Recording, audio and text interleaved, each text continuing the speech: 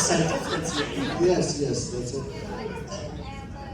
So last month I have another office in Joshua. A lot of my artisans are there, and I went to the bank to take a loan.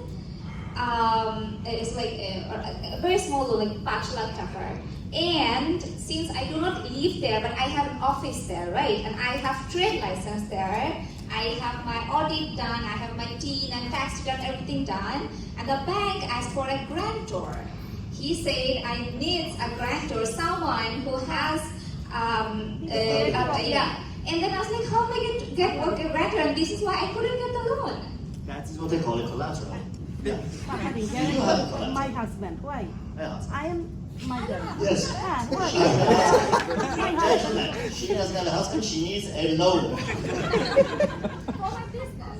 I know. I don't think a woman should marry because she needs a loan. Do you understand? This is not right. Bangladesh, come on. Government, come on. So, thank you. Yeah, you are. So we were also, and this is not putting fingers on the banks, but I think in general what happens is when a lot of our women founders, when they go to the banks, and there is a system where you give the 4% concessional loans to startups, right? And there's an encouragement for women entrepreneurs to come forward. But the problem that they have, this is their words entirely, the bank sales agents or the RMs, they push for the other products of the bank that are paying higher to the bank in terms of interest. So they don't push for the 4% loan to the founders.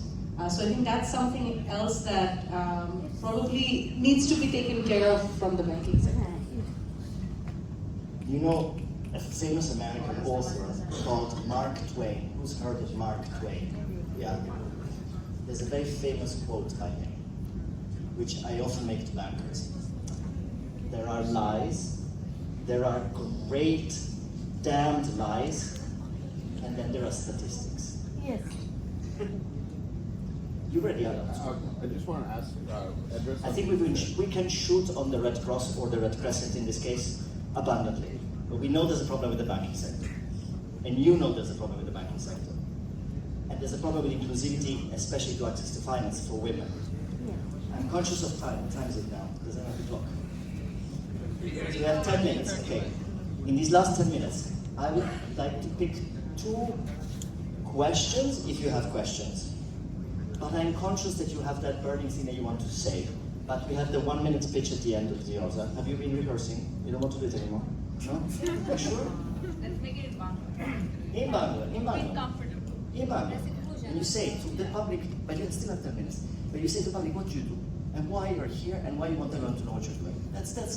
I can help you in that. I can really help you. But in Bangla, I can't help you. Okay, well, you think about it. You let me know. But in the meantime, anyone else that has that burning issue that they want to, let's go to the back. Oh, but you're on wheelchair. I cannot see you. Okay. The question about our training supporting system for the entrepreneur. If you think about the women, but in our society, 16% living with disabilities, persons with disabilities. Whatever thing about the social business, social entrepreneur, anything you can do something, use the terminology. But if you think about the inclusive ecosystem, this is a terminology. Think about the equitable innovation. Where the inclusive entrepreneurship, persons with disabilities are missing. What do you think our panelists about the persons with disabilities? Because in this youth summit, I have only physical disabilities in here, but our 16%